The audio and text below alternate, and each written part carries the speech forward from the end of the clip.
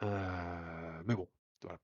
Au sein de l'école, j'avais fait un petit stage, dans une boîte qui s'appelle Triparty et j'ai eu le rôle de développeur back-end et du coup, bon, ça m'a plu et j'ai enchaîné là-dedans. Aujourd'hui, je travaille dans un groupe qui s'appelle Innov, qui détient plusieurs écoles en France et au Maroc et voilà, je suis développeur, on va dire, full stack, au sein de ce groupe-là, même si j'ai plus tendance à faire, des tâches back-end. C'est On reviendra sur ces mots peut-être plus tard pour vous les définir un peu mieux pour ceux qui ne les connaissent pas. Mais voilà.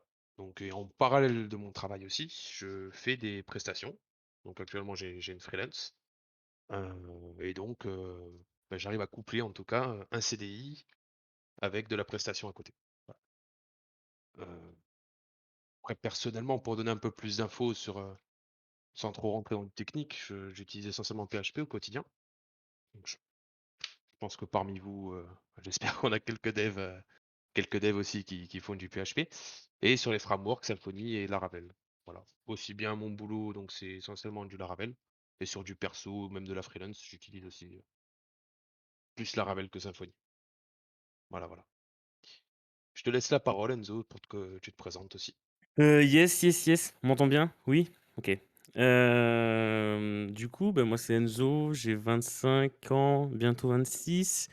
Pour tout ce qui est niveau études, je pourrais pas trop vous aiguiller là-dessus parce que je n'ai pas de bac, tout simplement. Donc, je fais partie de ce genre de profil. J'ai bientôt 6 ans d'expérience, voire 6 ans d'expérience pro, donc vraiment d'expérience dans des entreprises. Comment je suis devenu développeur? Moi, ça a été avec des formations type bah, du coup, je pense que vous connaissez aussi, mais Samsung Campus, Simplon, White Call School, tout ça. J'ai eu mon premier CD en sortant de cette école, donc du coup, à l'âge de 19 ans et demi. Oui, c'est ça, du coup, 6 ans, donc c'est logique, hein. J'ai eu l'occasion de travailler dans 3 boîtes depuis, en 6 ans, donc c'est pas mal. Toujours en front-end et voire full stack, mais toujours sur des technos JavaScript. Donc, sans rentrer trop dans les détails, mais voilà, donc du React, du Vue, du Nest et du Node.js, quoi. Et actuellement, je suis développeur chez Mi6, ou Mi6 pour les anglophones. Tout se passe bien. Et on pourra, si vous avez des questions ou autres sur justement ce genre de parcours, de comment ça se passe si on arrête l'école ou si en tout cas on n'y est pas bien et qu'on cherche des formations, bah, n'hésitez pas, c'est avec plaisir. Mais voilà pour moi. Nice.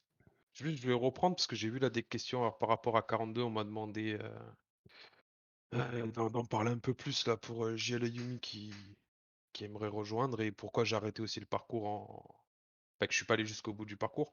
Donc ce qu'il faut savoir, moi quand j'y étais, je vais enfin, vous expliquer rapidement, mais la finalité de l'école c'est d'atteindre le niveau 21, un peu comme dans un jeu vidéo. Et c'est à ce moment-là qu'on va vous délivrer un diplôme. Voilà. Moi dans mon cas, j'étais niveau 14 ou un truc du style. Et pourquoi j'ai arrêté? Parce que j'ai vu que j'arrivais à répondre en fait à la demande du marché en fait, et que j'étais plus forcément intéressé par les projets parce que l'école m'apportait. Et de plus, rester à 42, j'étais à Paris, ça me forçait à rester à Paris, et c'était pas trop en accord avec on va dire mes choix de vie perso. C'est-à-dire la demande du marché.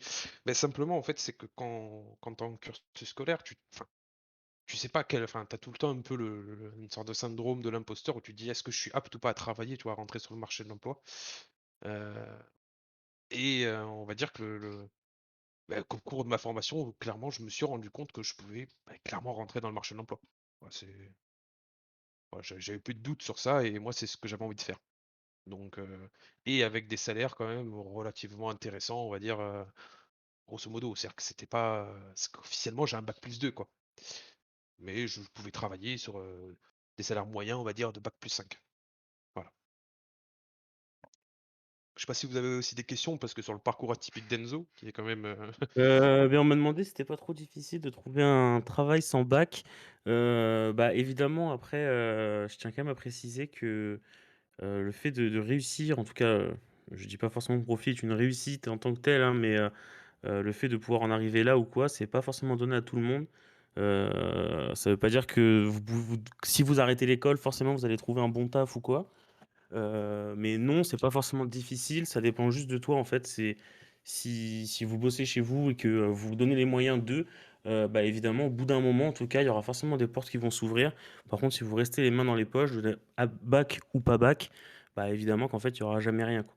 Ou en tout cas, rien de sensationnel. Mais après, oui, c'est forcément un peu plus compliqué, parce que du coup, tu dois forcément travailler plus que les autres, quoi. Ouais, surtout, en fait, au moment, en tout cas pour toi, ça devait être plus qu'aujourd'hui.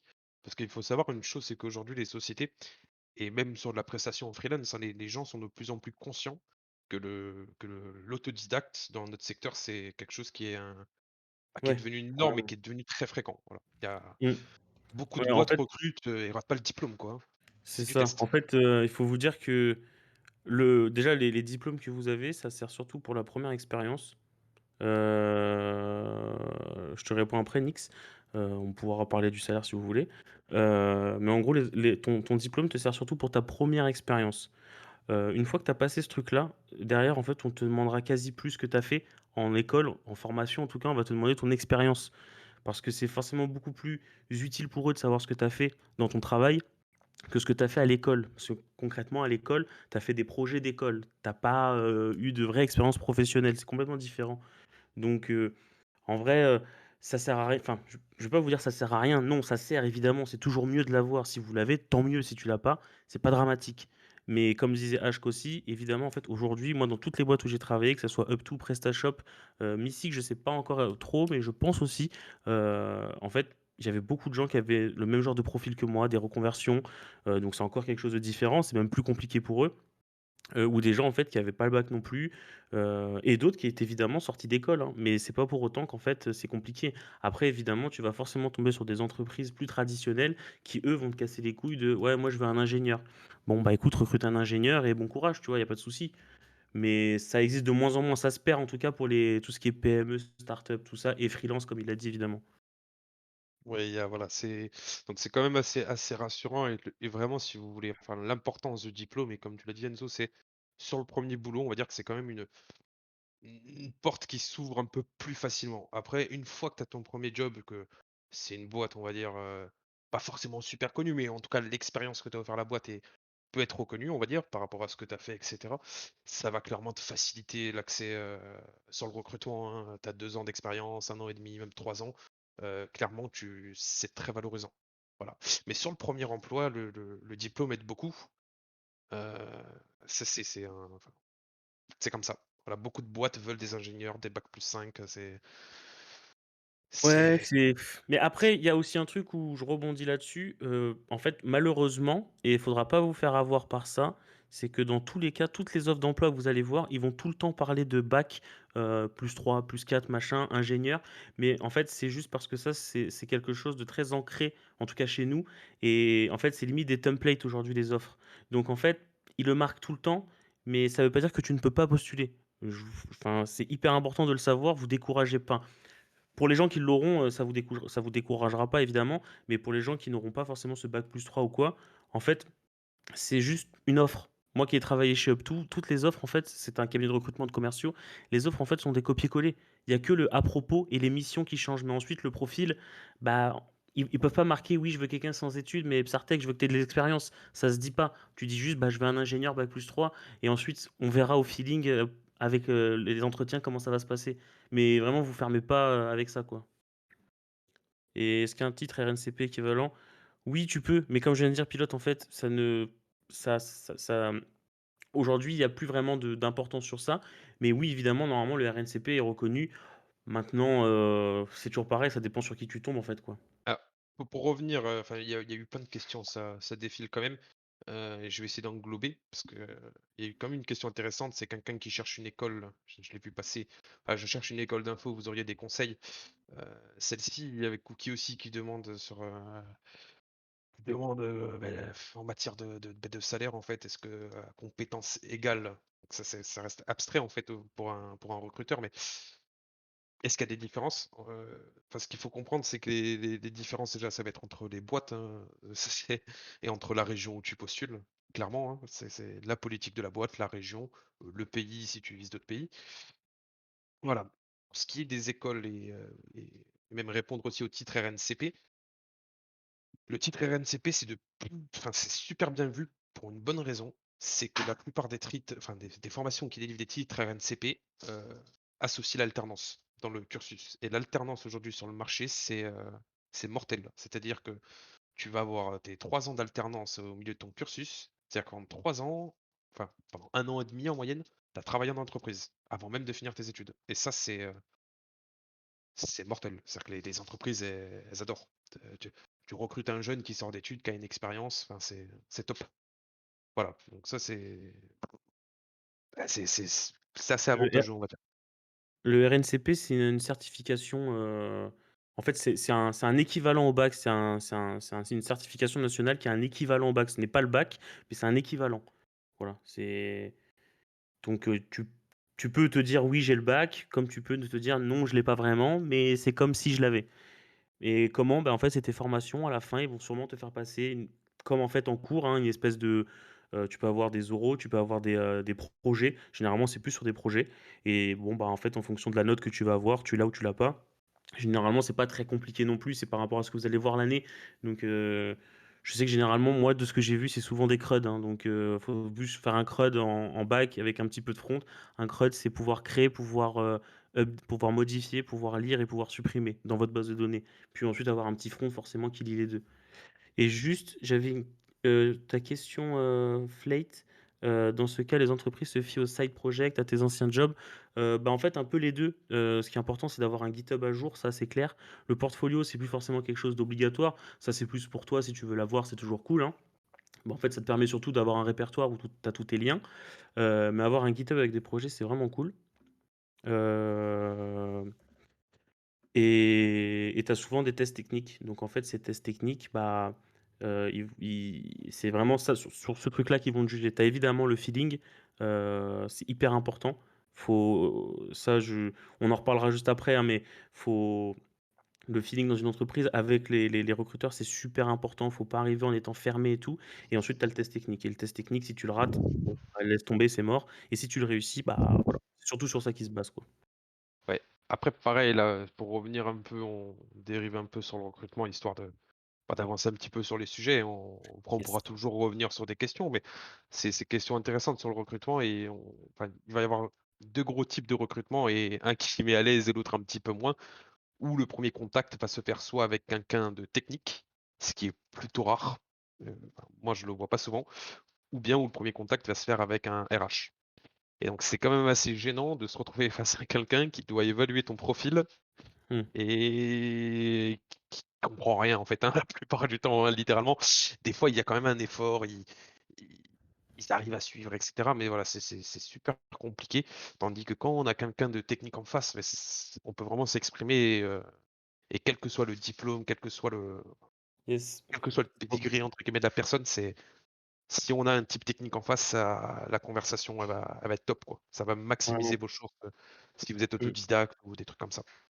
C'est pour ça que par rapport à ce que dit H, c'est pour ça que malheureusement, vous allez souvent tomber sur un premier entretien qui ne sera pas technique et c'est pour ça que c'est hyper important d'avoir un good feeling avec la personne, d'être quelqu'un de très ouvert, parce qu'en fait, ça va se jouer que là-dessus. Généralement, si vous êtes quelqu'un de très fermé, vous répondez aux questions, mais de façon: «Oh», bah, en fait, malheureusement, ils trient comme ça. C'est dommage, mais ça trie vachement sur le feeling que vous avez avec le recruteur donc c'est très important de bien réussir cette étape-là si vous voulez aller plus loin pour ensuite montrer réellement ce que vous savez faire techniquement. Il y a une bonne question, alors on passe d'un sujet à un autre, mais ça reste une super question et ça concerne en fait un peu le parcours de tout le monde ou le futur parcours de tout le monde, hein. C'est ce qu'on a appris majoritairement seul ou grâce aux différentes formations ou différents cours que vous avez faits. C'est, très pertinent, ce que tu dis. En fait, voilà, on va dire heu, les 2. Mais enfin, moi, comment j'ai vu ma formation, enfin, que ça soit en IUT, en école informatique, et cetera, c'est que ça va peut-être, te mettre, je dirais l'eau à la bouche. C'est-à-dire que ça va t'ouvrir un petit peu sur des textes, sur des choses, mais sans réellement toujours approfondir. C'est très rare, que tu approfondisses énormément durant ta formation. Tu auras peut-être des bonnes bases théoriques, ça peut aussi aider sur d'autres choses. Mais voilà, on va dire quand tu vas vouloir approfondir, un langage, une tech, ou n'importe quel concept en fait, ça va être souvent un investissement personnel. Ouais, Voilà, et de toute façon, moi je prends mon exemple, hein, dans mon boulot, on a d'autres devs et clairement tu remarques vite, les devs qui se sont concentrés sur leur formation et qui sont là aujourd'hui, voilà, ils ont une formation où ils peuvent travailler très bien, et ceux qui ont encore une activité, on va dire extra boulot. C'est-à-dire, side project, de la prestation pour mon cas à côté et des side projects aussi. Voilà, et ça te permet quand même d'être entre guillemets, on va dire «à jour», même si c'est pas vraiment le bon terme, mais de tout le temps, cultiver tes connaissances. C'est super important, hein. Voilà, ça ouais. tu le Bah, remarques. mais fun fact, mais en vrai, dans toutes les écoles, que j'ai vues et celles que j'ai fait aussi, donc je parle vraiment en connaissance de cause, tous les gens qui ne bossaient qu'à moitié, qui en tout cas quand ils rentraient chez eux, c'était terminé et qui forcément se donnaient pas non plus à fond pendant la formation, bah, tous ces gens-là, bah, malheureusement, en fait, ils ont pas réussi. Ils ont dû retourner dans ce qu'ils faisaient avant, trouver une autre voie parce que en fait, ça demande en tout cas pour les écoles non traditionnelles, ça demande un investissement qui est énorme.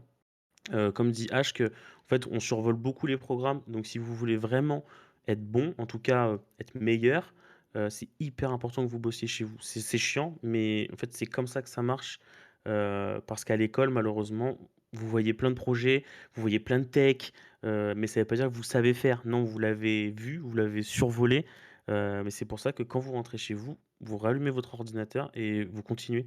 Parce que sinon, en fait, bah, vous allez juste, enfin, vous allez juste suivre le cursus normal et à la fin, bah, pendant les entretiens ou quoi, bah, vous allez pas être confiant parce que, moi je le sais, j'ai eu des retours là-dessus et les gens vraiment étaient, le savaient en fait que malheureusement non, en fait, ils avaient peur de passer l'entretien parce qu'ils savaient que non, ils étaient pas forcément très bons, quoi. Donc très important de bosser chez vous tout le temps, non-stop et surtout que les technos, H qui me contredira pas là-dessus je pense. Les technos sont constamment en évolution, il y a constamment des mises à jour. Donc en fait, vous allez constamment pouvoir apprendre de nouvelles choses. Ah Donc oui, très important.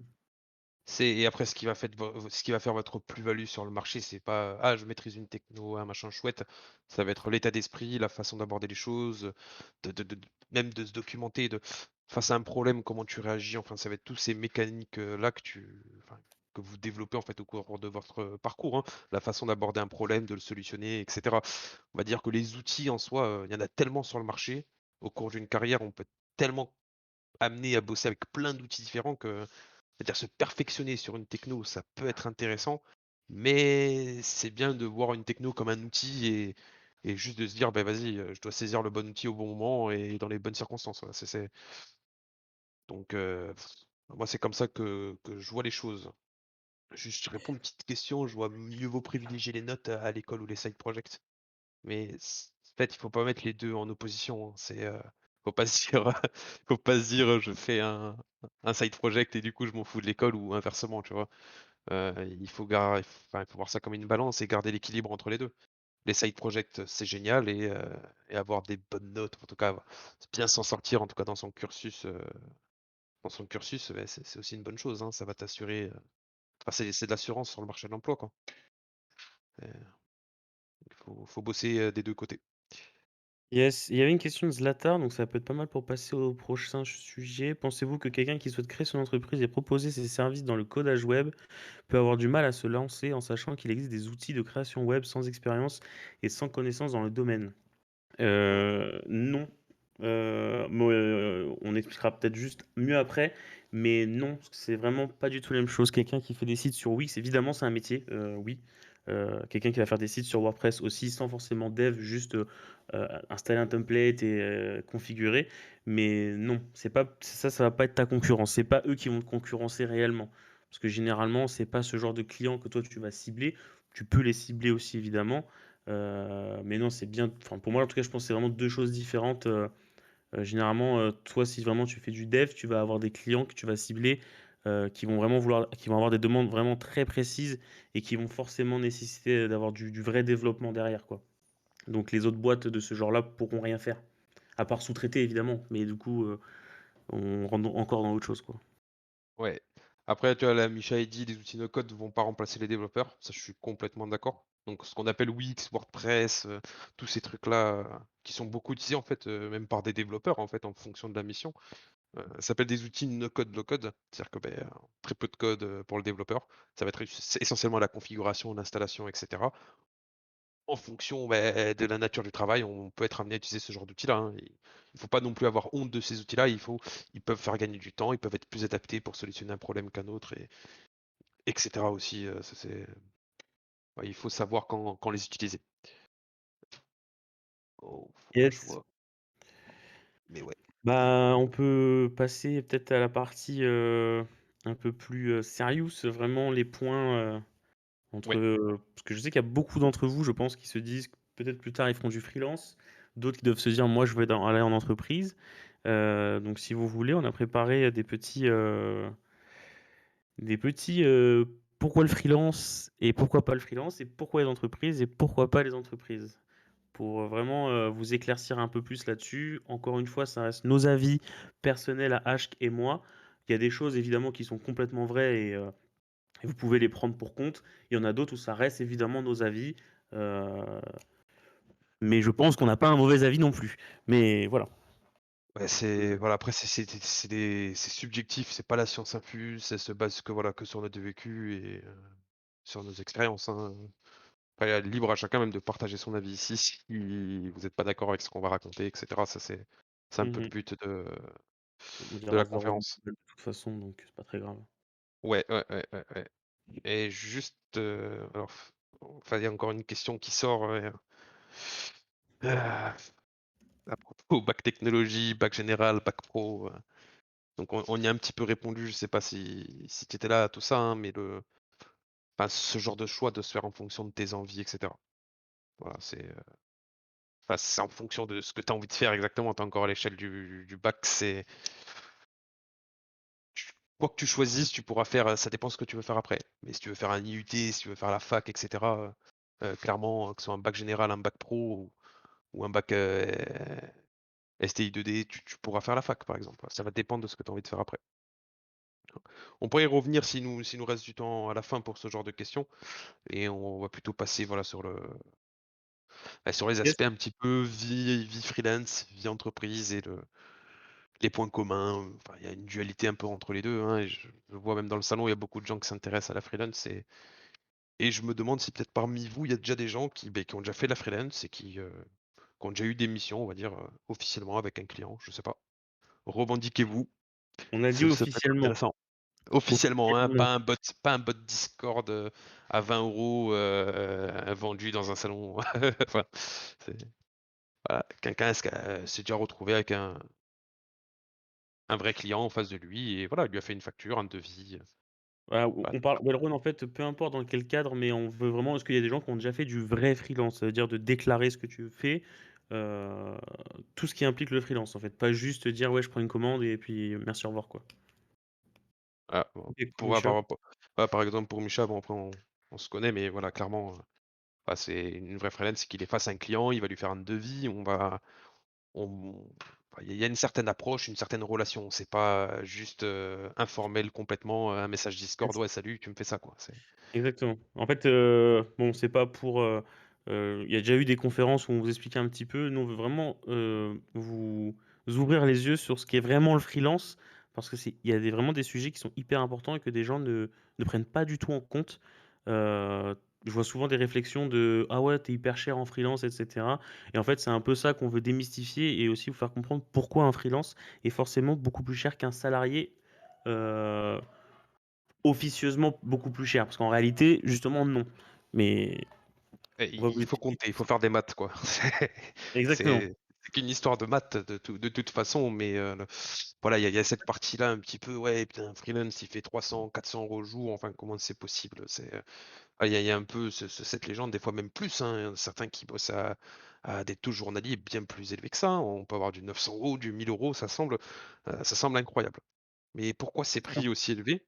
Enfin, moi, Attends, je mon suis mon curieux. Je suis curieux. Est-ce qu'il y a des gens qui seraient capables de nous dire pourquoi un freelance coûte plus cher? Enfin, en tout cas, pourquoi un freelance a des tarifs aussi hauts, aujourd'hui?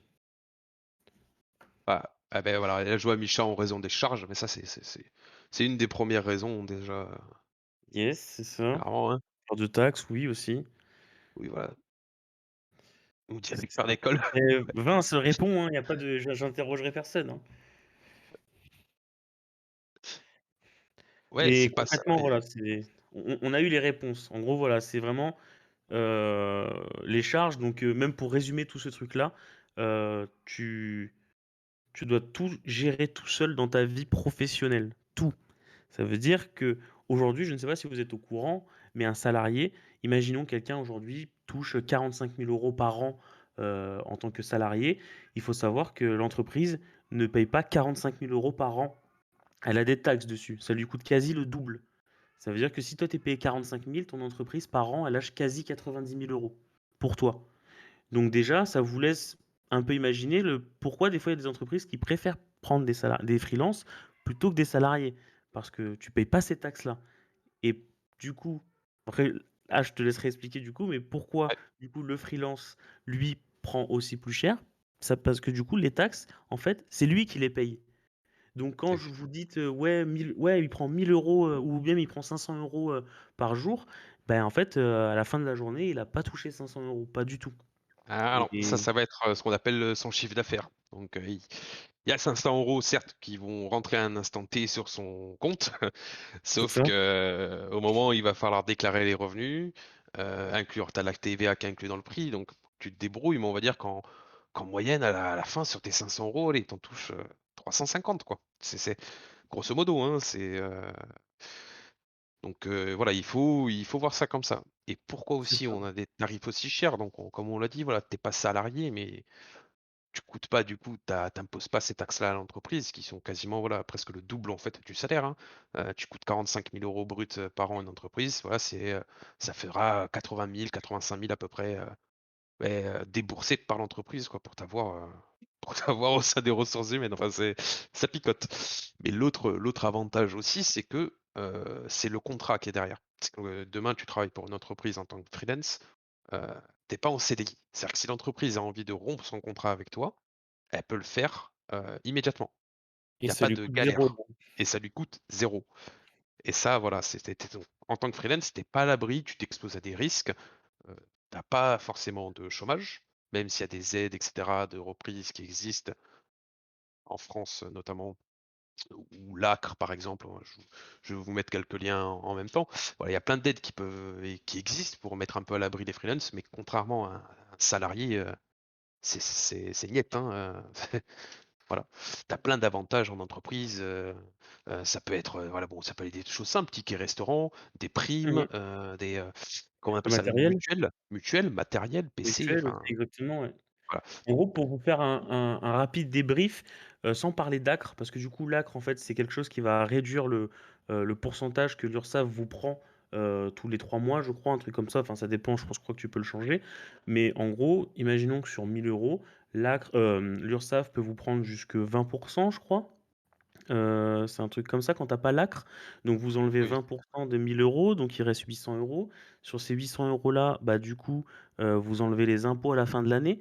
Donc les impôts, ça dépend ensuite de votre, de votre, taux. Mais imaginons qu'il a un taux à 10, bah, bim, on enlève encore de l'argent. Lui derrière doit payer son matériel, doit payer l'électricité quand il travaille. Parce que ça aussi, c'est tous ces trucs-là auxquels il faut penser. Quand vous êtes au bureau, vous payez pas l'électricité de votre ordinateur. Heu, il doit payer sa bouffe parce que du coup, bah, généralement, tu as une carte ticket restaurant.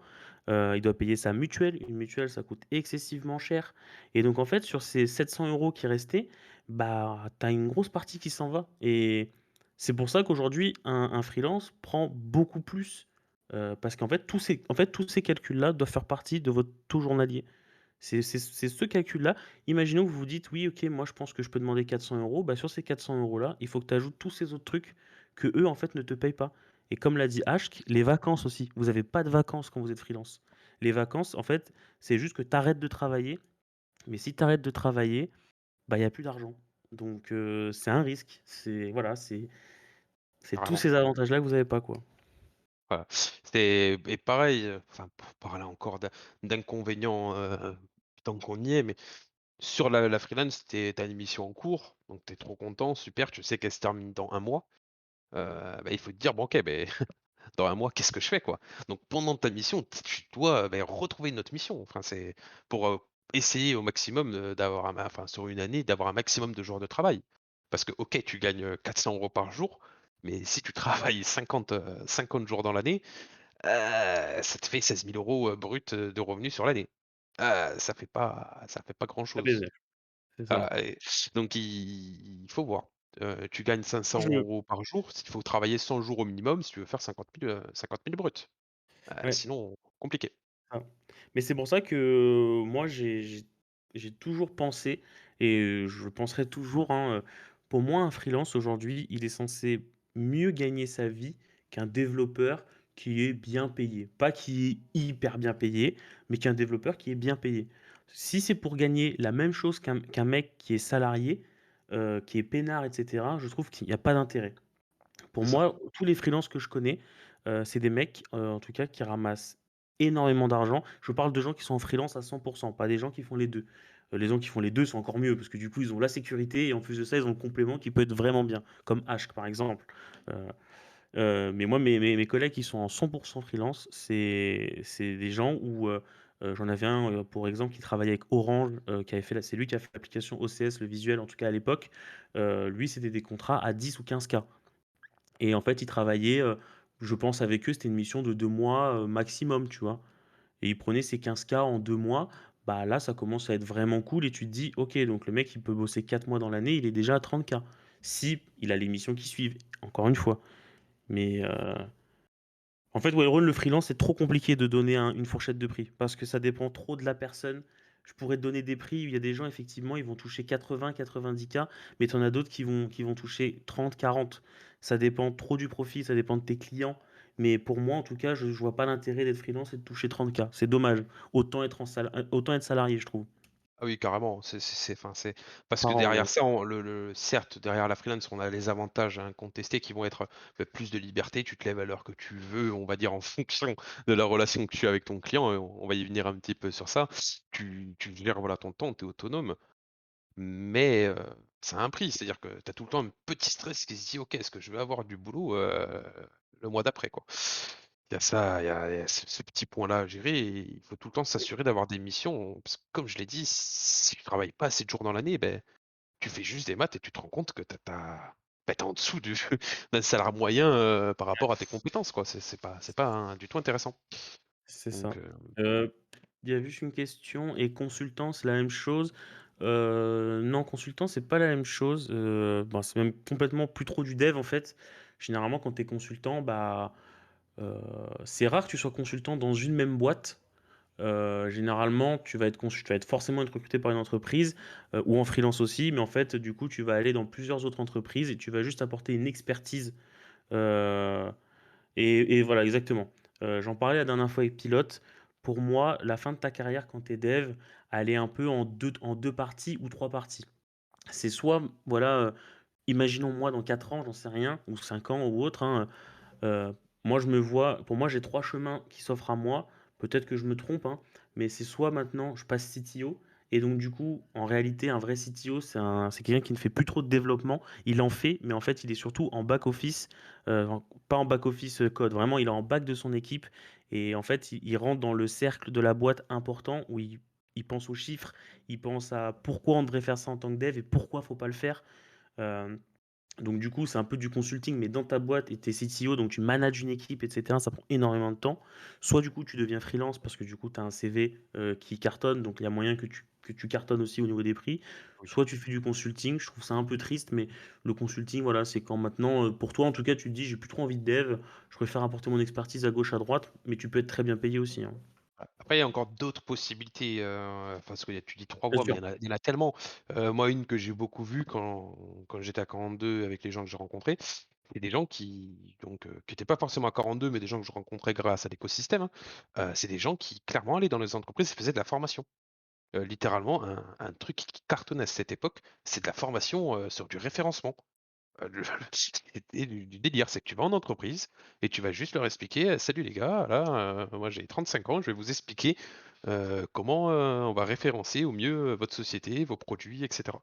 Voilà, donc C'est de la formation, en entreprise, en direct, ça marche plutôt bien. Ça peut se rapprocher un peu du consulting aussi, et pas vraiment, mais c'est l'idée, voilà, c'est que tu vas vers l'entreprise et tu vas apporter quelque chose à l'entreprise. Donc soit une formation, soit un petit retour, des choses à améliorer et cetera. Comment vous trouvez vos premiers clients? Alors, j'en parlais avec Enzo et moi je suis le mauvais exemple. Je vais vous dire pourquoi. Je vais vous dire moi comment j'ai trouvé mes premiers clients et je vais vous dire comment on est censé les trouver. Pour ma part, en fait, j'ai fait au total 3, on va dire 3 grosses prestations, dont une qui est en cours aujourd'hui. Donc c'était quand des gens que je connaissais, dans mon cercle privé.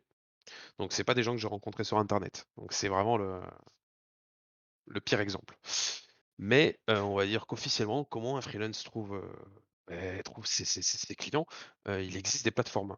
Donc je vais vous en partager moi 2 que je connais, que j'ai jamais utilisées parce que je n'ai jamais eu besoin en fait de rechercher des clients. J'ai un CDI à côté et sur mon temps libre, ouais, on va chercher, je me dis: «Bah, là, j'ai du temps libre», on me propose une petite mission, voilà, un pote comme ça ou des fois des petites freelance, toutes petites, des petites missions en fait, hein. Mais je me dis: «Vas-y, allez, on met ça sur mon temps libre». Donc ouais, c'est une charge pour moi personnelle parce que, tu rentres du boulot à 18h, tu rallumes le PC à 18h30 et tu bosses. Donc ça peut être compliqué. Tu peux faire ça 1 mois, 2 mois, mais tu peux pas faire ça sur, toute une année, quoi. Sinon, tu plus de vie et c'est pas le but du jeu. Donc pour les plateformes en question, moi, il y en a une, bon, qui est, on va dire, incontournable et qui est super connue, hein, c'est Malte. Je pense qu'il y a beaucoup de gens ici qui connaissent la plateforme. Bah, voilà, et Enzo a partagé. Tu Malte, donc ça c'est assez top parce qu'on est sur, une vraie représentation du marché, je trouve, en matière de tarifs pour les juniors et tout ça. C'est super cool. Et après on a crème de la crème, j'avais déjà un petit peu regardé, ça avait l'air vachement quali. Moi je sais qu'à un moment, ils prenaient plus que des gens avec 2 ans d'expérience.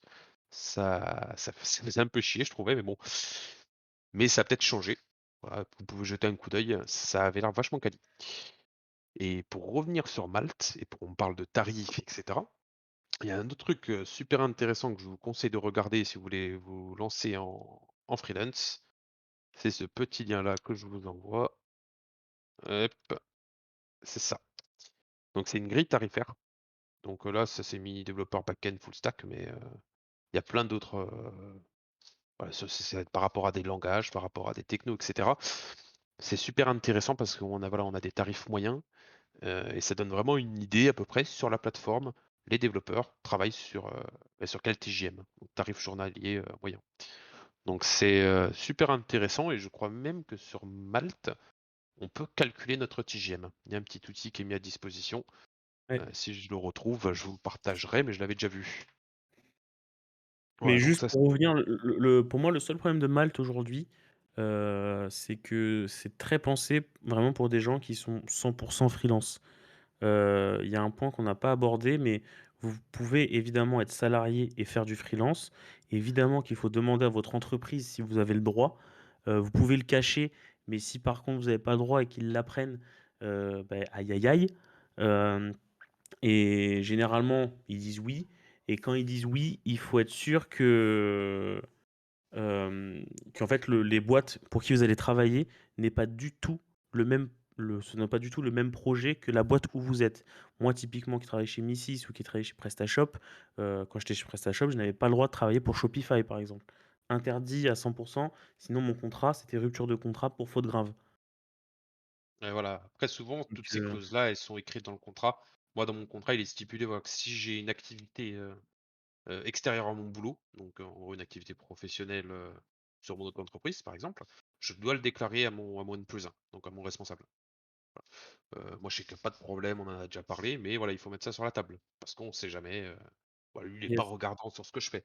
Mais par exemple, j'ai pas le droit de bosser pour une école concurrente, même si c'est une prestation, ça clairement c'est, c'est ça Ce qui est passerait, normal pas en très bien. réalité, de toute Oui façon. voilà, ouais, c'est C'est ça. mais juste pour vous dire que Malte, le problème, c'est que moi qui y étais aussi, j'avais beaucoup de demandes, mais le problème, c'est qu'en majorité, je pense que sur 10 demandes que j'ai eues, il y en a que 2 où ça les a pas dérangés, que du coup, je travaillais que le week-end ou que le soir.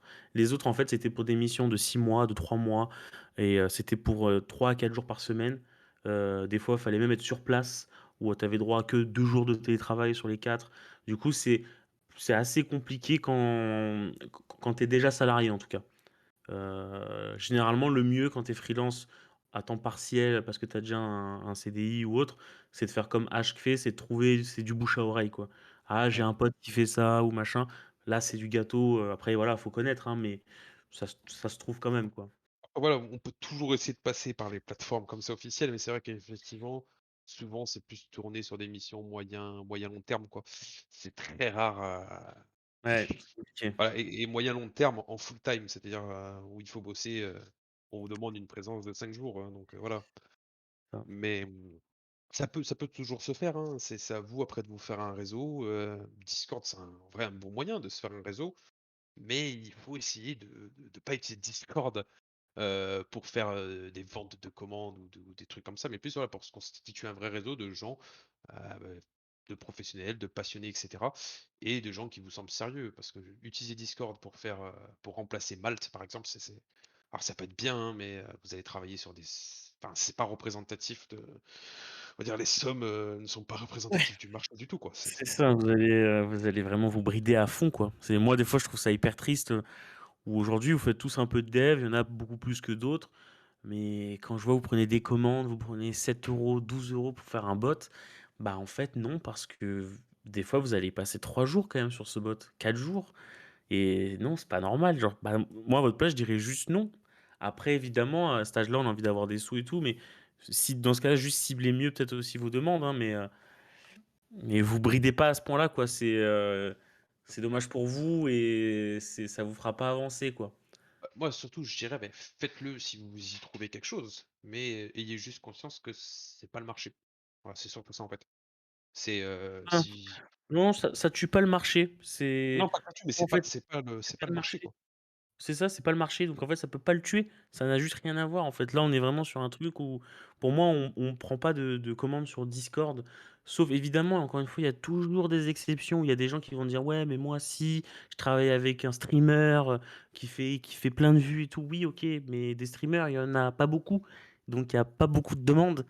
Donc ensuite, le reste, enfin, je suis désolé de dire ça comme ça, mais c'est un peu de la merde, quoi. C'est ça. C'est vous vous bridez, enfin en tout cas vous dénigrez grave, quand vous faites des petits tarifs comme ça, quoi. Après il doit peut-être exister, enfin je connais pas des plateformes on va dire, où c'est pas des Vseo.fr. professionnels, hein. Je sais, beh, sur Fiverr typiquement, il y a quelqu'un qui a cité Fiverr, je sais que clairement ça peut être un super lieu pour, un peu augmenter les tarifs sans être un professionnel reconnu.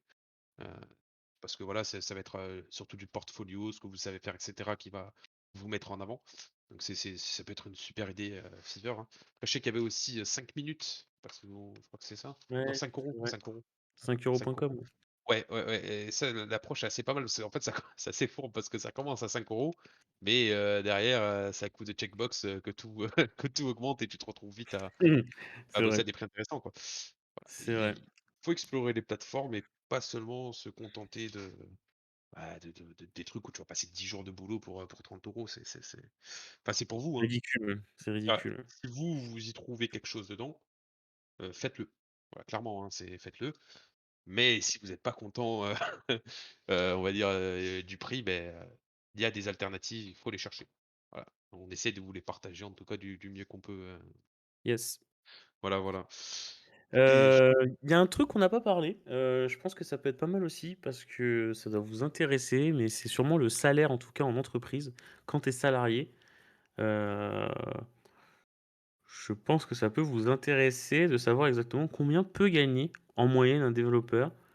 Heu Oui, oui, donc oui, OK. Bon, bah, let's go. Heu, pour être, hyper honnête, encore une fois, c'est un peu compliqué. Il y a juste un truc que j'aimerais démystifier complètement, c'est ce truc de se dire: «Ouais, mais à Paris, on gagne plus, et cetera, et cetera. À Nantes, on est moins bien payé ou quoi». Oui, c'est vrai, ça l'est actuellement, mais ça l'est de moins en moins. Faut le savoir parce que, bah, en fait, c'est un peu grâce au Covid, parce que du coup, en fait, le télétravail aujourd'hui est hyper présent. Donc du coup, typiquement, que ça soit Missis ou PrestaShop ou plein d'autres entreprises, bah, en fait, ils recrutent à travers le monde et en tout cas à travers la France au minimum. Donc du coup, évidemment que quelqu'un qui va être recruté à Lyon, dans une boîte parisienne, il va avoir son salaire parisien. Maintenant, oui, des boîtes qui sont implantées dans une petite ville, c'est vrai qu'ils vont peut-être un peu baisser le salaire. Maintenant, ça dépend de vous. Le prix de la vie à Paris et à Nantes n'est pas le même non plus. Oui, mais en fait, ça, c'est pas ton problème parce que à part les appartements, le reste, c'est le même prix. Quand tu fais tes courses, c'est le même prix. Quand tu dois t'habiller, c'est le même prix. Quand tu veux sortir, c'est quasi les mêmes prix aussi. Tu restes en France, en fait, hein. Tes impôts, c'est les mêmes. Ton électricité, c'est la même. Du coup, ça doit pas impacter les salaires, ouais. Ça, Après, faut c'est pas. le loyer reste quand même quelque chose d'assez important, hein, et ça Évidemment, je suis d'accord que le loyer à Paris est cher, évidemment, mais ça l'est, en fait, dans plein d'autres villes et c'est pas en fait, si un jour votre patron vous dit ça, bah, non, en fait. Bah, non, je vois pas le rapport avec en fait, le travail que tu fournis, n'est pas impacté par le prix de ton loyer, hein.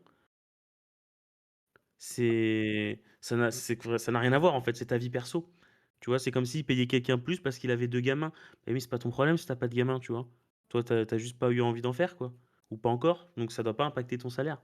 Maintenant, évidemment, il y en a qui le font. Moi, je vous encourage à fuir ce genre de structure, hein, évidemment, heu, mais en tout cas, pour ma part, moi, j'ai commencé à 2000, je parle qu'en net, hein, je parle qu'en net après impôt. J'ai commencé à 2100, en dev et aujourd'hui, je donnerai pas mon salaire précisément, mais je suis à plus de 3005 net par mois, évidemment, pas par an, hein, sinon ça fait pas beaucoup. Heu, je suis dans une entreprise qui paye très bien, mais il y en a beaucoup qui payent aussi bien, heu, avec zéro détournement de GCA évidemment. Mais en tout cas, sachez juste que après, je laisserai H aussi dire exactement ses premières expériences et tout, mais sachez juste que, quand vous arrivez en tout cas pour votre premier emploi, ne soyez pas greedy, mais en même temps, ne vous dévaluez pas non plus, heu, parce que enfin ça c'est très con. L'argent que vous allez demander, c'est jamais trop de toute façon en réalité. Faut juste pas être gourmand évidemment, mais n'y allez pas en vous disant: «Ouais, au minimum je veux 1 800 ou quoi». Non, c'est pas le prix d'un dev. Un dev au minimum, vous devez toucher pour votre première expérience, pardon, 2 000 € net avec après les impôts et tout. Sinon ça vaut pas le coup et c'est voilà, c'est pas une bonne entreprise. En tout cas, vous allez pas avoir beaucoup d'évolution, salariale, dedans. ouais, voilà, c'est ça, c'est bien résumé, hein. Après, enfin, moi, je reviens juste sur un propos, que ce soit Paris, enfin, les régions, pour moi, enfin, ça reste une réalité, hein, qui diminue. Mais voilà, moi, je suis à Bordeaux, clairement, Oui, les salaires proposés à Bordeaux et les salaires proposés à Paris pour compétences équivalentes, juniors, on va dire, ou intermédiaires, c'est le même, c'est pas du tout le même délire, hein. C'est que voilà, sur Bordeaux, salaire moyen, c'est du 36 000 euros brut, donc ce qui fait à peu près 2100 € net par mois pour faire une conversion.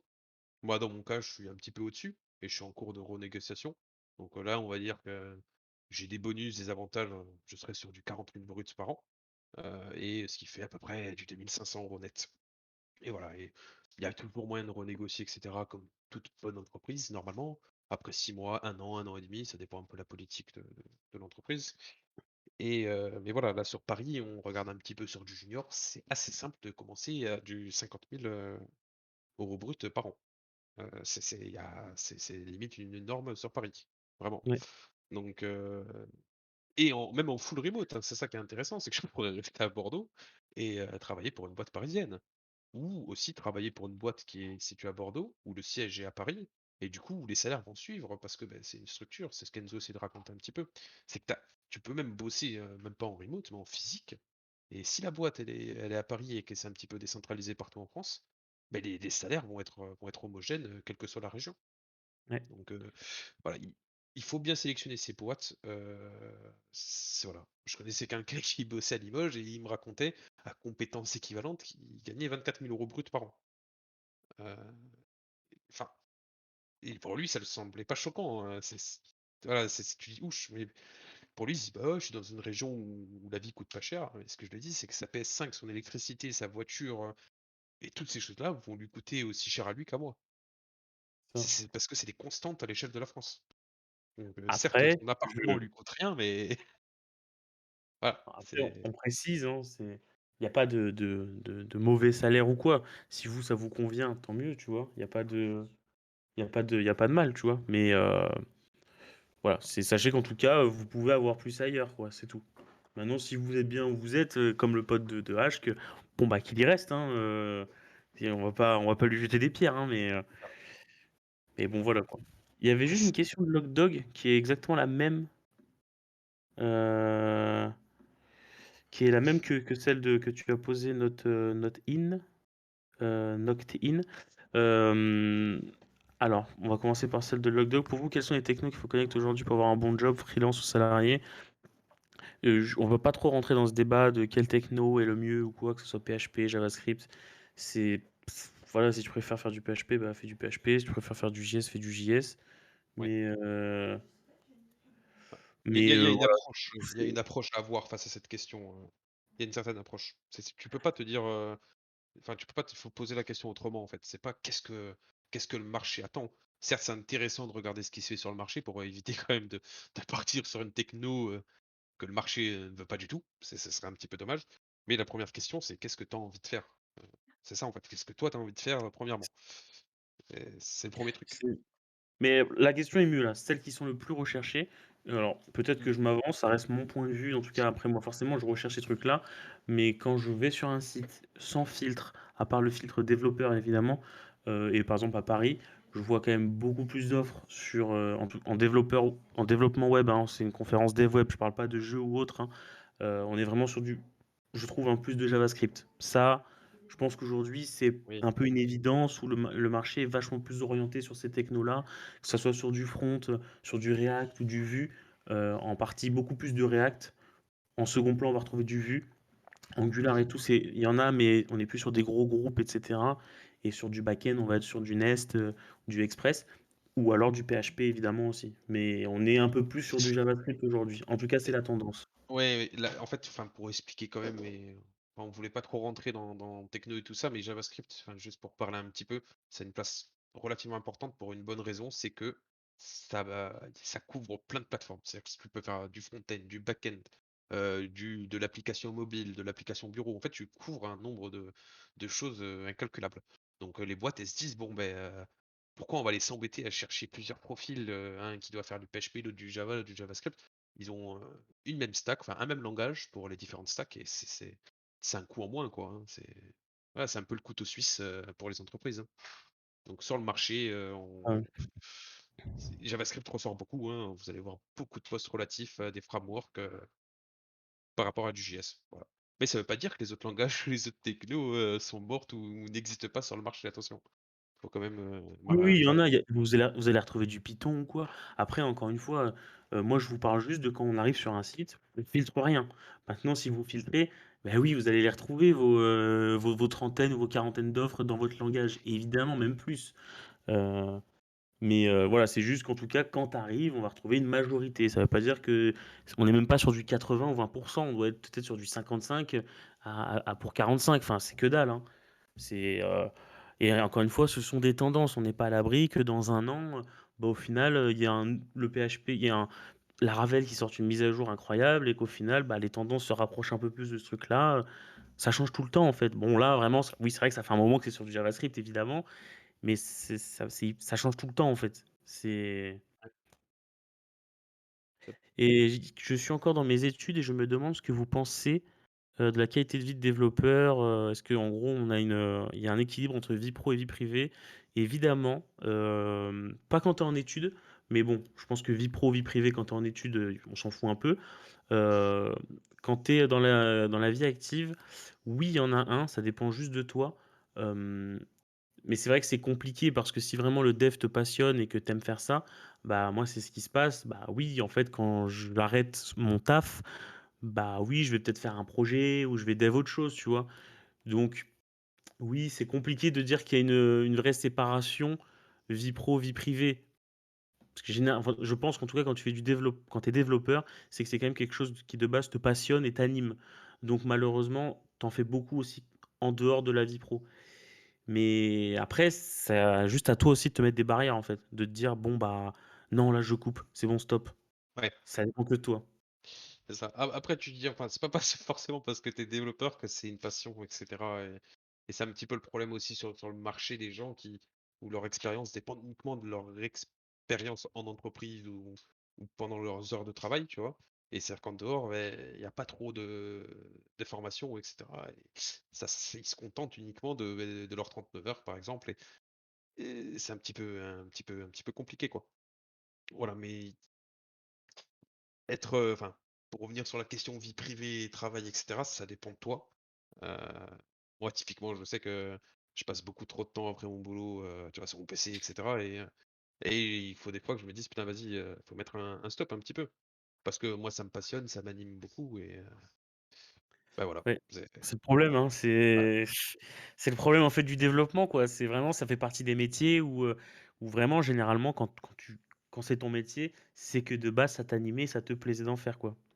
ouais, C'est donc c'est très compliqué de faire la différence entre les 2.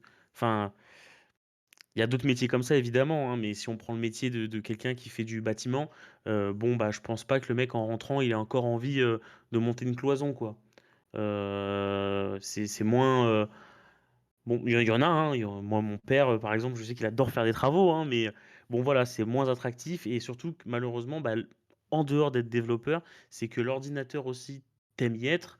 Tu peux être gamer ou autre et donc en fait, bah, tu pas ton ordi après le travail. Bon, bah, OK, je vais peut-être jouer ou je vais peut-être faire autre chose et donc oui, c'est vrai que la la barrière est très, très fine, quoi. ouais, c'est ça. Parler aussi du fait que sur un CV, il faut absolument éviter des ouais, ah oui, ça Ouais, c'est après là, ça très concerne clair. plus vraiment entreprise ou freelance, c'est plutôt le fait de comment se mettre en avant face à une entité externe, que ce soit un client ou une entreprise, mais bah, on comptait pas trop aborder les bonnes pratiques ou les mauvaises pratiques d'un CV, mais oui, pour revenir un petit peu centré enfin, quand vous faites un CV typiquement ou même un blog ou quoi que ce soit, vous savez faire plein de choses, vous avez exploré plein de choses, clairement mettez-les en avant si vous voulez, mais c'est pas forcément une bonne idée. Mettez plutôt, en fait, ce pourquoi vous avez envie d'être recruté, ce sur quoi vous avez envie de travailler. Si tu veux faire Yes du PHP, commence pas à mettre que tu fais, du Lua, du Java, du C# et compagnie. Le recruteur, il et s'en fout, surtout en fait. que Mais surtout que c'est 2 choses différentes en fait, avoir survolé, avoir fait un petit peu et heu et maîtriser, c'est un grand mot, mais vous me comprenez et maîtriser, c'est vraiment 2 choses complètement différentes. C'est pas parce que dans ta vie à l'école, vous avez, fait, par exemple du JavaScript pendant 2 semaines que sur ton CV, dire: «Ouais, je sais faire du React», c'est une bonne idée. Non, parce que ça se trouve en fait en React, tu as juste créé un composant et tu as installé React, quoi. Et malheureusement, c'est un truc qu'on voit énormément aujourd'hui. Moi qui ai fait passer des entretiens et tout, je peux vous assurer que moi, ces CV-là, ça me gonfle terriblement parce que c'est un enfer à voir. J'ai affaire à des gens des fois qui sont juju et les mecs, en fait, tu as l'impression qu'ils savent tout faire. Et vraiment, fun fact, j'ai fait passer des tests techniques et il y en a plusieurs où du coup, bah forcément, quand tu viens me voir et que tu me dis je sais faire ci, ça, OK, bon, bah, nous, on bosse sur du React. Tiens, bah, ton test, c'est de me faire un truc en React. Et ben, en fait, des fois, je les voyais, ils savaient même pas comment l'installer, quoi. Et là, tu fais: «OK, bon, bah, écoute, à la prochaine. Ouais. Ciao, ciao, ciao Voilà, l'artiste».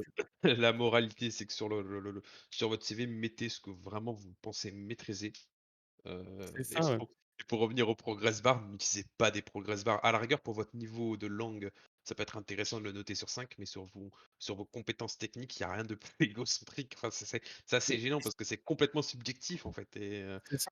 Mais voilà. on en parlait tout à l'heure, H Campus. Mmh. L'anglais n'évolue pas. L'anglais, c'est de l'anglais. C'est Ouais, aujourd'hui, mais le problème du JavaScript, par exemple, ou du PHP, c'est des langages qui évoluent continuellement. Donc comment tu peux dire: «Ouais, je suis à 90». Bah non, c'est faux, parce que ça se trouve, là, il y a eu des mises à jour. Du coup, tu es plus à 90. Mais en plus, 90, je vais vous expliquer pourquoi aussi c'est un piège, ces progress bars ou ces étoiles, hein, peu importe. C'est qu'imaginez, vous marquez que, ouais, je suis, 3 étoiles sur 4. Le mec te pose une question, tu te foires.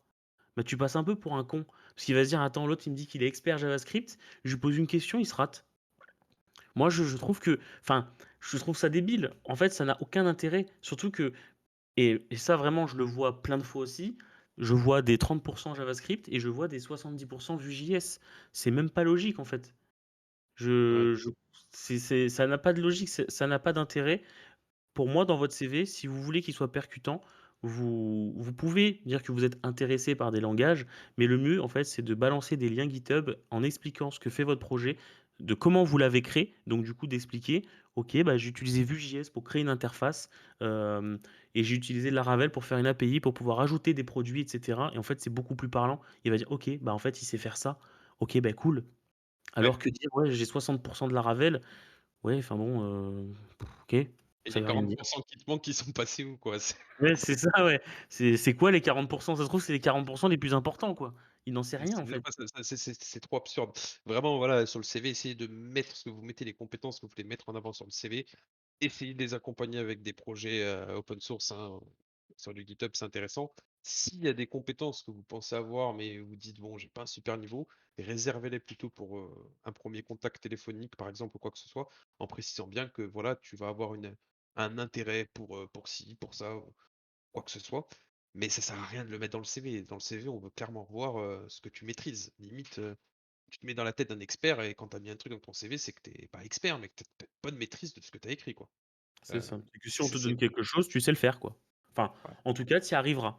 Peu importe les moyens, tu y arriveras. Tu peux mettre une semaine s'il faut, tu vas y arriver, quoi. C'est et pareil sur vos GitHub. Je vois beaucoup de pages GitHub où il y a des gens qui mettent, pareil, 1 milliard de logos, quoi. Et, et en fait, c'est ridicule parce que les seules personnes, comme on vous le disait tout à l'heure, hein, les seules personnes que vous allez pouvoir vraiment draguer, en tout cas amadouer avec ce genre de CV, ce sont ceux qui sont pas du tout tech. C'est ceux, les RH, les machins, parce qu'en fait, elles y connaissent rien. Elles voient plein de logos, elles se disent: «Waouh, il est trop fort». Oui, mais en fait, quand tu passes au CTO ou au recruteur plutôt orienté tech, il va se dire: «Ouais, non, bah non, enfin, c'est quoi ça? Tu sais tout faire, mais t'as 17 ans, quoi». Euh, Voilà. Ah, le bon CV de Micha. Non, Après ça ça va. Bah, en vrai, non. ça reste propre en vrai, sur sa page, GitHub, hein. Mais non, mais il y a rien, en fait, ça, c'est normal. C'est pas, non, moi, quand je te dis, des je veux pas balancer des GitHub parce qu'on n'est pas là pour attaquer, mais j'ai vu des GitHub de membres de GCA aussi où bon, bullshit, quoi.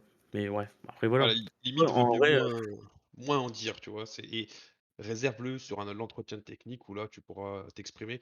Parce que clairement, en fait, c'est ça c'est qui pas la compte. bonne façon de te mettre en avant forcément, c'est pas ça fait du ouais, tech stack. Voilà, Voilà, on y est. ouais. Ah là, le RH, il est au paradis. Il Ouais, est, il y a plein de enfin, couleurs, ça brille, c'est joli. dans beaucoup de boîtes pour vous expliquer quand même comment ça marche au niveau RH, enfin, en tout cas, de ce que j'ai pu, avec ceux que j'ai rencontrés, comment ça fonctionne quand il reçoit un CV et se dire: «Bon, ben, est-ce qu'on le refait monter au staff technique ou est-ce qu'on le met de côté?» C'est qu'il va y avoir limite une grille, et on va dire: «Bah, il faut qu'il y ait ce langage, qui apparaisse, cette techno», s n'importe quoi, mais des choses un peu comme ça, quoi. Ça va être limite du matching. Ah beh, là, le RH, il arrive sur tech stack comme ça, il va être trop content. Sauf que ça va te faire perdre un peu de temps parce que quand tu vas arriver au rendez-vous technique, ben, ça va être la surprise pour le le type que tu auras en face de toi, hein. Il va être un Ouais, peu c'est étonné. clair. Il va se dire: «Il y a un petit problème, quoi». Et voilà. Je vais voyer ouais. Bon, je peux te répondre, moi, actuellement, si là, je bosse chez Missix et H bosse chez Innov Campus. Voilà. Ouais, Voilà. on en a parlé au début, mais c'est arrivé en cours de route. Peut-être que tu as pas pu voilà. Oui, oui, oui. Sinon, tu as sur mon Et site, tu as tout si. et ouais, tuto facile qui est étudiant en Innov. Ouais, il vous présente, c'est bien. Ah, OK, Ouais, cool, ouais. cool, cool, cool. Mais ouais, voilà, si enfin, on a fait quand même on a parlé de pas mal de choses, on a fait le tour Ouais, de pas mal de choses. Moi, si si vous vous avez avez encore des d'autres questions, questions, faut pas hésiter. Ouais, ouais, par exemple. Alors c'est pas une question, mais ce que tu as dit, mais vu que tu utilises Bitbucket pour le boulot, mon profil n'est pas représentatif. Quand c'est du privé, effectivement, on n'est pas votre activité va pas apparaître. C'est-à-dire que sur du GitHub, GitLab ou Bitbucket, sur du public, on peut voir, bah, tel jour, vous avez fait tant de commits, tant de reviews, et cetera. Sur GitHub, ça affiche même le privé, mais ça donne pas le détail. Et c'est vrai que c'est ça les techs, ils aiment bien regarder sur le GitHub un peu les activités journalières, et cetera. C'est, sur GitLab, j'ai pas réussi en tout cas. On peut le faire aussi sur GitLab, OK. Bah, super. Ouais, ça, ce serait bien. Mais quand c'est du Bitbucket privé en Self-host ou du GitLab en Self-host, bon là, c'est mort, hein. Heu, Wiggy Digital Nomade, si je me trompe pas, c'est juste en gros d'être dev et de travailler un peu partout dans le monde, quoi. Tu vas bosser au Brésil, puis ensuite tu te barres en Thaïlande et bah, en soi, on en pense quoi? Moi, je trouve ça hyper cool. Heu, c'est plus simple quand tu es freelance évidemment, mais ça peut l'être aussi si tu as une entreprise qui te suit, hein, Ouais, carrément. mais c'est très cool. Ça après en vrai, on en pense quoi? Ça dépend de ta manière de vivre et de comment toi tu veux vivre ta vie, quoi. Après, si toi ça te fait kiffer de voyager, de travailler à l'étranger, let's go mec, hein, tu raison. C'est travaille là où tu es le mieux, quoi, tout simplement, hein. Il y a pas y a pas Ouais. de cadre parfait, quoi. Le cadre parfait, c'est Ah. toi qui dois le choisir. Si t'aimes voyager, si t'aimes bouger, et cetera, moi, je sais que c'est pas, forcément mon cas, enfin, j'aurais pu faire ce choix de vie de me dire: «Vas-y, bon, je vais essayer de trouver un job où, je peux me balader partout dans le monde et travailler à gauche, à droite». Voilà, c'est pas forcément quelque chose qui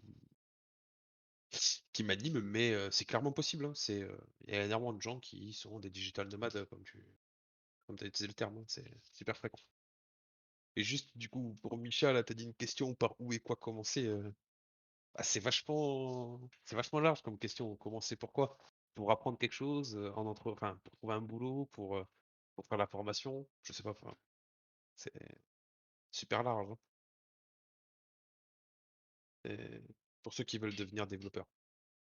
Mais comme on l'a expliqué au final, c'est un peu le résumé de toute cette conférence, mais par où commencer? C'est que tu as des milliers de voies, mais ce qu'il faut savoir, c'est, vu qu'on est dans un secteur où l'autodidacte est super bien reconnu, bah, tu peux te lancer en autodidacte. Ça risque d'être un petit peu périlleux, mais bon, c'est toujours possible, hein, ils ont la preuve, hein. Tu as une formation de 6 mois et voilà, Ouais, il a pu commencer, hein. Tu c'est peux ça. faire un parcours, bac+2 ou bac+3 aujourd'hui avec les BUT, la fac, l'école d'ingé, des formations. Toi, Michel, je sais que tu fait des formations en ligne et tu t'en sors très bien, tu vois?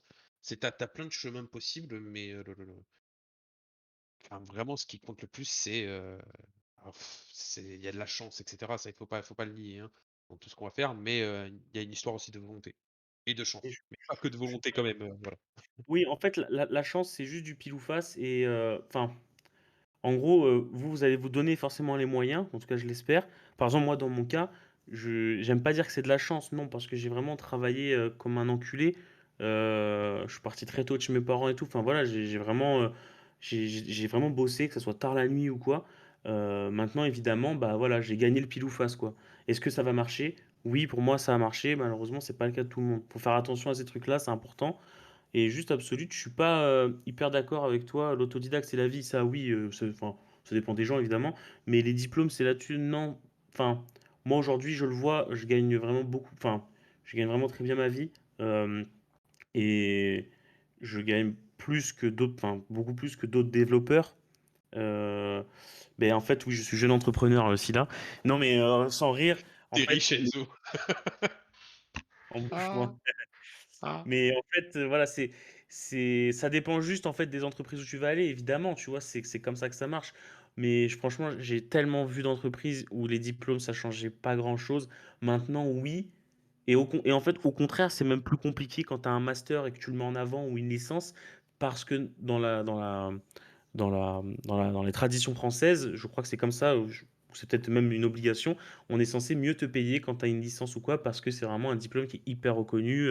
Mais du coup, en fait, ça peut même faire peur aux recruteurs, parce qu'en fait, ils vont se dire, ah ouais, l'autre, il arrive avec sa licence et tout, il va nous coûter une couille. Alors que bon, Après, il y a un autre problème avec les licences, enfin avec les masters, en gros bac+5 en fac, hein, littéralement, ou bac+5 tout court. C'est des formations où tu pas d'alternance, où tu vas avoir que 1 an ou 6 mois de stage. Enfin, l'entreprise, elle va se dire: «Bon, tu as un Gugus, il sort, il a 23 ans, il a fait 5 années d'études, il a bossé 6 mois, 1 an en entreprise». Enfin, laisse tomber, c'est mort. Tandis que tu vas avoir un autre gars qui va se faire, une formation peut-être plus courte, en full alternance, et là, il aura bossé beaucoup plus en entreprise. Et là, sur le recrutement, ça joue tellement. C'est-à-dire que 2 personnes qui ont fait, le même nombre d'années, mais qui ont tous 2 23 ans, mais ils ont pas fait le même parcours, les mêmes écoles, et cetera. Enfin, l'alternance, en fait, pour moi, je mets une place super, enfin, je la mets super haute c'est un facteur de recrutement qui est super important. Mais clairement, l'entreprise, va avoir un jeune avec 3 ans d'expérience tout juste sorti d'études, hein. Tu sors d'études, tu as tes 3 ans d'expérience, mais c'est génial. Ouais, c'est vrai, c'est clair. Bah, c'est Ah ça ouais, les entreprises c'est écoutent. et en plus, bon, voilà, si en plus tu as la chance d'être dans une bonne entreprise, bah, tu peux même être, quasi assuré de rester là-bas pour commencer ton CDI, tu vois? Donc après voilà, ça dépend de là où tu es, hein, mais oui, l'alternance, en tout cas, tous ceux qui vont faire des études là-dedans et qui ont la possibilité de le faire, faites-le parce Ouais, que ce serait beaucoup plus formateur, que toutes vos heures de cours. Ça, c'est clair. Vous c'est allez ça. vraiment être dans le sujet, quoi. C'est Ouais. les mains dans le cambouis, la tête dans le caca et on y va, quoi. Oh merde, Michel. Et le voilà, c'est pour revenir, par où commencer, par quoi et cetera. Si vous décidez de vous lancer dans un cursus moyen long terme, donc on va dire entre 3 et 5 ans, heu, moi, ouais, je vous conseille vraiment, de trouver une formation où l'alternance, c'est au centre de la formation, quoi. C'est la base de la formation. Moi, j'ai fait un UT, pas du tout en alternance, c'est-à-dire que, j'ai fait 2 ans, avec un stage de 3 mois. Enfin, c'est absurde. Enfin, tu sors de là, on te vend sur papier que tu vas être apte à travailler, que tu vas pouvoir être chef de projet, plein de mais en fait, pas du tout. C'est décorrélé du marché. Ah, c'est ça c'est dans un autre monde. Donc voilà, viser des formations avec alternance pour ceux qui veulent en faire, c'est c'est c'est c'est trop bien reconnu, quoi. Yes, Voilà. carrément. Voilà et voilà, par exemple, pour Général, c'est compliqué. Moi, j'ai eu cette galère et heureusement que même là, avec l'école, après, ça m'a un petit peu sauvé parce que je pratiquais beaucoup à côté, mais sur papier, j'avais 3 mois d'expérience, quoi. Heu, voilà, il fallait Ouais. absolument que j'ai quelqu'un au téléphone qui soit un tech pour pouvoir un petit peu, lui expliquer mon parcours en dehors du parcours scolaire. Sinon, mon CV, il était inintéressant à leurs yeux. Ouais, mais après, il y a aussi un truc, moi je le vois, je connais des devs qui sont vraiment très bons, mais qui, socialement sont très mauvais et ça joue énormément, enfin, la preuve, ils galèrent un peu à Ouais. trouver du taf. Heu, Si je peux juste vous conseiller un truc, si dans votre formation vous sentez que vous êtes super chaud, ouais, vous écrasez les autres en techniquement et cetera. Bon déjà, je trouve que c'est pas le bon mindset de penser qu'on écrase les autres, mais soit, mais n'arrivez pas sur le marché du travail en vous disant: «Tout le monde va me sucer, je vais tout niquer». Parce que ça, malheureusement, souvent, c'est un peu une descente aux enfers où, bah, déjà, vous allez puer ce truc-là, où en fait, ils vont sentir que vous êtes trop confiant, que vous êtes trop en mode, «Ouais, gimme, gimme», alors que, bah, non. Donc faut toujours être hyper humble sur ce que vous faites et c'est ça, exactement. Plein d'autres t'écrasent, mais surtout restez humble et comme je vous l'ai dit tout à l'heure, vraiment soyez enfin moi en tout cas je sais, c'est ce qui m'a toujours aidé à trouver du taf, c'est que c'est hyper important d'avoir une tchatche. C'est pas parce que vous êtes développeur que faut pas être dans ce cliché de j'ai les lunettes, j'ai la chemise qui transpire et je renifle, mes aisselles quoi. Ça c'est un cliché. Non mais c'est vrai, c'est hyper important d'être hyper sociable, de ouais, Miam la transpi, mais voilà, c'est vraiment très important, je vous le jure, ça fait grave la différence quand ils ont 2 profils identiques, parce que malheureusement ça arrive souvent, bah, c'est ça qui va jouer en fait. OK, mais lui franchement on a un bon feeling avec lui, j'ai vraiment envie de bosser avec lui, quoi. Ouais, Et moi, carrément. dans toutes mes boîtes, ça a toujours été ce truc-là qui m'a fait passer devant les autres. Parce que voilà, on s'entendait il y a toujours eu ce bon feeling, vraiment je vous jure, c'est hyper important, quoi. Et c'est vrai pour tous les boulots, évidemment, bien sûr. Voilà, je C'est suis clair. développeur. Ça, mais c'est le cliché, mais surtout, un peu, enfin, côté francophone, enfin français surtout, en France, on a l'image du développeur comme ça. Il y a des pays, tu dis: «Tu es développeur», tu es une rockstar, quoi. Enfin, c'est classe, quoi, comme boulot. En France, souvent, il y a encore ce cliché du geek comme ça. Et Et même pour rebondir quand même, il y a un petit truc qu'on n'a pas trop parlé, mais que ce soit en freelance ou en entreprise, un petit peu enfin, pourquoi on vous demanderait, pourquoi on attendrait de vous que vous soyez sociable? Parce qu'on peut s'imaginer qu'on va vous faire, on va vous mettre derrière l'écran et le clavier, enfin devant l'écran et le clavier et vous allez juste dev toute la journée. Sauf que ça, pareil, c'est un peu le même cliché. C'est que dans votre boulot de développeur, au final, le temps que vous allez passer à dev, heu, est assez élevé en fonction des années d'expérience, mais tu vas avoir aussi, plein d'autres tâches qui vont être complètement hors dev. Ouais, Qui c'est vont clair. être de l'ordre de la communication, de la rédaction de documentation, en freelance, le relationnel avec le client. Heu, voilà, cerner les besoins, enfin même se poser des questions tout simplement, hein, discuter avec les autres, identifier des problèmes et voilà, il y a plein de tâches de nature diverses et variées et qui sont complètement hors code. Et au final, quand on fait la somme de tout ça, ben le dev occupe encore une place importante, mais il y a pas que ça. Donc ça, il faut bien aussi, il suffit pas d'être un bon dev, en fait, d'être que j'ai un bon développeur, de savoir pondre du code pour avoir un poste, pour avoir un poste. C'est littéralement, c'est Ouais, c'est pas c'est suffisant. clair. Non, c'est clair, Tinck l'a très bien dit, hein, mais même toi, vous avez beaucoup de réunions et cetera, alors effectivement, bah, en fait, je dis ça, mais même en freelance, parce que du coup, il faut avoir un bon feeling avec vos clients, mais même en entreprise, c'est clair, tu vas discuter avec plein de gens tout le temps, parce que tu as des gens qui vont venir te voir parce qu'il y a un souci, parce qu'ils ont besoin d'upgrade quelque chose, ou juste d'update sans forcément améliorer, juste voilà, fais-moi une modif. Tu as beaucoup de contacts avec des product managers, des product owners, avec d'autres devs aussi, hein, évidemment. Et donc du coup, c'est important d'être sociable, quoi. C'est en fait, sinon déjà vous allez pas être bien dans votre propre équipe, et en plus de ça, vous allez mettre une sale ambiance dans votre équipe.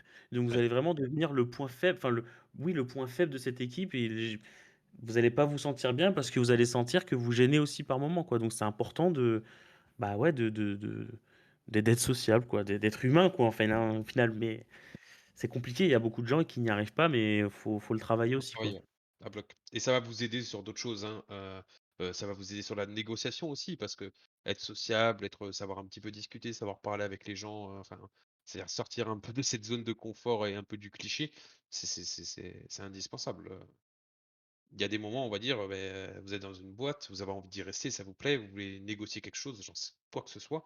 Ça peut être des congés, ça peut être du salaire, ça peut être, un écran en plus, un meilleur clavier, une meilleure souris, tout et n'importe quoi. Il y a de la négociation qui se fait tout le temps, il y a du dialogue qui se fait et le fait de savoir un petit peu s'exprimer, heu, ça va beaucoup vous aider, à gagner en confort, en salaire et plein d'autres choses, hein. C'est tout bénef. Il faut voir un peu plus large que juste, taper du code, c'est super important. Que ce soit en freelance ou en entreprise d'ailleurs, c'est indispensable. Si vous voulez progresser, hein, évidemment. Voilà. Au moins pour pouvoir se documenter. Ouais, apprenez l'anglais, hein, et carrément. D'avoir des bases en anglais, on va dire que c'est plutôt indispensable, que ce soit sur du forum, sur de la documentation, tout n'importe quoi, enfin, l'anglais est présent partout, quoi, hein. Donc, il faut. Ouais, ça c'est clair. C'est carrément. Il faut pas négliger l'anglais. Et d'ailleurs, je sais qu'Enzo, il prend des cours, j'ai cru comprendre. Ouais, ouais, carrément. Carrément parce qu'en fait, évidemment, il y a plein de boîtes où ça parle pas du tout anglais, surtout en France, hein, mais il y a aussi beaucoup de boîtes, en fait, où, bah, c'est limite obligatoire, et en fait, c'est surtout les boîtes où c'est là que ça va mieux le payer. Heu, Ouais, Moi, je prends le cas de Payfit, où, bah, en fait, je prenais pas du tout de cours et mon anglais était pas dingue. Il est toujours pas forcément sensationnel, mais maintenant, je peux faire des calls, ou en tout cas, ne pas paniquer. Mais Payfit, typiquement, bah, mon entretien était annulé parce qu'en fait, c'était avec quelqu'un d'anglais, donc je leur ai dit: «Bah, sorry», mais je leur ai dit comme ça: «Bah, sorry», du coup. Mais voilà, j'étais pas à l'aise. Et du coup, bah, pour Mi 6, c'était une condition qu'évidemment j'apprenne l'anglais. Et de toute façon, moi de base, je voulais le faire aussi, hein, mais fallait trouver le temps. Et bah là, j'ai surtout trouvé la raison de le faire. Mais par exemple, chez Shine aussi, c'était mieux d'être quand même à l'aise en anglais. Doctolib, Conto, toutes ces boîtes-là et ces boîtes-là qui payent, bah, faut pouvoir parler anglais, quoi. voilà. Après, il y a des boîtes qui exigent un bon niveau en anglais. Enfin, il y a 2 types de boîtes. Il va y avoir les boîtes qui vont exiger un bon niveau en anglais pour, réellement de la communication verbale. Et là, clairement, bon, ben, elles vont avoir besoin de ce bon niveau en anglais et d'autres, elles vont l'exiger pour la communication, écrite, documentation, communication avec les collaborateurs et cetera. Donc celles qui vont la demander pour la communication écrite, beh, forcément, elles vont être un petit peu moins sévères, on va dire, vis-à-vis du niveau d'anglais. En revanche, si c'est la communication verbale, c'est compliqué, quoi. Il faut avoir un niveau plus que correct.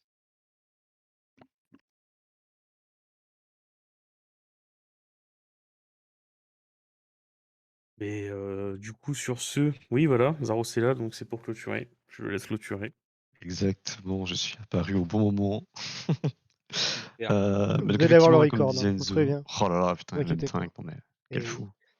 C'est fou. Donc effectivement, comme disait Enzo, on va, je pense, clôturer là-dessus, parce que ça tourne un peu en rond et je pense qu'on est tous d'accord pour dire qu'il y a plein de boîtes différentes, comme l'a dit Tinck. Les Donc du coup, différents qu'il y types de aura boîtes, ouais. plein de contextes différents. Mais donc voilà. Si Tinck a bien fait son boulot, il y aura une rediff. Sinon, Alors, vous pourrez, ouais, vous la aurez le rediff droit est de même l'insulter, normalement sinon. relativement quali. On verra. Je vous préviens juste au début, ouais, du coup, ça a été un peu tronqué, au début avec Ashk, genre à peu près à la moitié de ta présentation. Donc, on aura seulement la moitié de ce que tu fais. Trop bien. Donc, vraiment cool, quoi. Ouais, Le je suis une reste, progress bar à 50%, quoi. Exactement. Top. Donc voilà, mais donc du coup, merci à tous ceux qui sont passés. Je sais que voilà, même s'il il reste une trentaine de personnes dans le vocal, au final, on a eu des pics plus hauts, on a eu beaucoup de gens qui sont passés pour écouter cette partie, etc. Donc c'est plutôt sympa. Il faut savoir que c'est la 3e conférence qu'on fait sur GCA et qu'il y a une longue lignée qui suivent encore. Donc n'hésitez pas à activer les notifs pour être informé des suivantes. Et si, comme d'hab, vous avez des sujets, soit pour les aborder vous-même, soit juste voilà, des idées que vous avez, n'hésitez pas à soit me MP, soit ouvrir un ticket directement. Comme ça, du coup, on peut traiter ça ensemble. Si vous avez des idées, c'est toujours cool. Autre info aussi, voilà, c'était la première fois qu'on faisait une conférence dans laquelle d'autres serveurs ont affiché le lien chez eux, tout simplement. Donc, du coup, voilà, petit big up à eux. On parle notamment du coin des devs, Foutu Code, Notename, CodeFR et Café des devs, que vous pouvez retrouver assez facilement sur l'outil Google pour les rejoindre si jamais cela vous intéresse. Donc voilà, on va vous laisser ici. Évidemment, comme d'hab, on va créer un Il y petit aura channel vocal en évidemment bas pour ceux petit qui veulent channel discuter. post-mortem. Vous allez pouvoir Voilà, si vous voulez faire discuter. un bordel en vocal, n'hésitez pas. Et moi, je vais aller manger en fait. Bah, écoute, bon appétit. appétit, Zaros. Merci bien. Et je vous Et Ah bah souhaite une tiens, bonne je j'avais crois une soirée. question que, avant je crois que, qu'Enzo a déjà créé Oui, le vocal. Ouais. oui, dis-nous. une petite question avant que tout le monde parte quand même. Voilà, ça va être le départ, mais enfin, juste pour quand même remercier. Enfin, on a eu 4 serveurs autres que GCA qui nous ont republié l'annonce d'événement. Donc il y en a peut-être parmi vous qui viennent de ces serveurs-là. Voilà, donc au moins pour les remercier. Bah, c'est ce qu'il a fait du coup. Ouais, ouais, ouais. Mais j'ai pas entendu. Il a Sérieux? totalement fait, genre, il Ok. a cité tous les noms des Ah ouais? et il a dit Oui, après, mais vous c'est pourrez pas les retrouver grave, avec hein. l'outil Google. C'est pas, ça va, Ashk Ah oui, ah oui, Non, j'étais mais tu peux le dire brainiac. si t'as mute Zaros, hein, pas de soucis. Hein. Attends, je le démute. Mais il y a moyen de prendre 5 minutes pour que H se présente, parce qu'en fait, il était pas muté d'ailleurs. Ah mais pardon. Bon, bah, pour la peine, je te Voilà, move voilà. directement H, voilà, tu es banni de cette conférence. Voilà. Bon, allez, je vous invite tous à rejoindre H, juste en dessous, mais qui est Ah bah, parti, voilà, comme un clochard. notre Donc je vous channel, invite à ne voilà. pas le rejoindre, hein, du coup. Et voilà, je vous souhaite une bonne soirée, et c'est plus. Merci à À toutes. plus, ouais.